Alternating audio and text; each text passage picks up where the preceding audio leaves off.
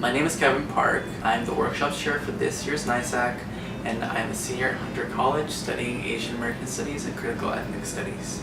I ended up majoring in Asian American Studies because, once I found the program at Hunter College, I just immediately knew that that's what I was super passionate about. And with the fact that we offer the most courses, I got to take classes that ranged from Asian American Communities and Mental Health to one about Japanese internment, one called Muslim diasporas, Filipino American literature, and I got to learn so much that I otherwise would not have been able to. And the other thing that's really critical for me in terms of Asian American Studies is just witnessing other students, whether it be Asian American students or students of color or students who can relate to the experiences that are highlighted within Asian American Studies, just go through this transformative process where they realize their racialized self and are able to start piecing together their own identities. Yeah, my first experience at NYCAASC was when I went to either the 2013-ish NYCAASC where I saw Hari Kondoglu perform. And yeah, I just thought it was so cool to be in a space where it was led by Asian American students, focused on Asian American issues and identity. And then actually after that, I ended up facilitating workshops in each of the NYCAASCs after the one that I first went to. And that's how I stayed involved. And then this year, I decided to become more involved with the board.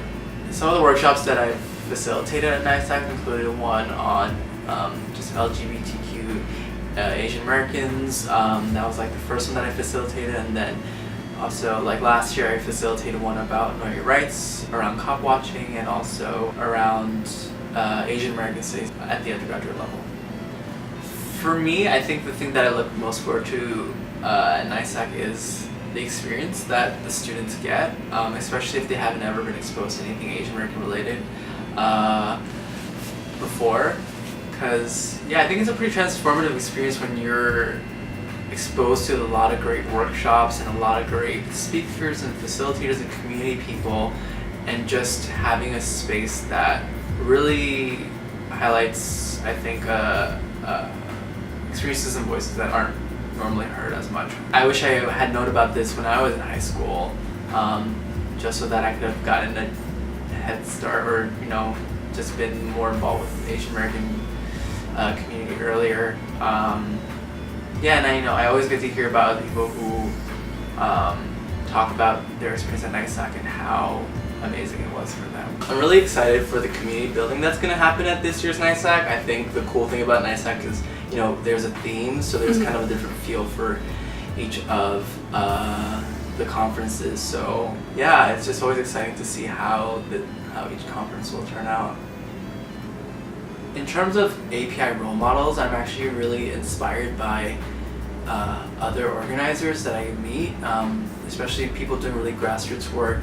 From the other students I've met at other campuses at like Northwestern or Cornell, who are organizing for Asian American Studies, to people at Drum and Cav or Mekong, really doing on-the-ground work for the Asian American community. They really inspire me with the awesome work that they do, and really motivate me to keep pushing myself to do what's best for the Asian American community. I think this is a really critical moment for a lot of people, but also for the API community, because I think it's really the point where we can decide to step up and really build coalitions and really build solidarity with different groups, and really ask ourselves and reflect, like, how inclusive have we been as a movement, and in what ways have the marginalized within the marginalized how have they already been pushing the movement, and how can we redefine what Asian American means at this moment in time to make sure that we are pushing for the most inclusive movement and for the greatest social change possible.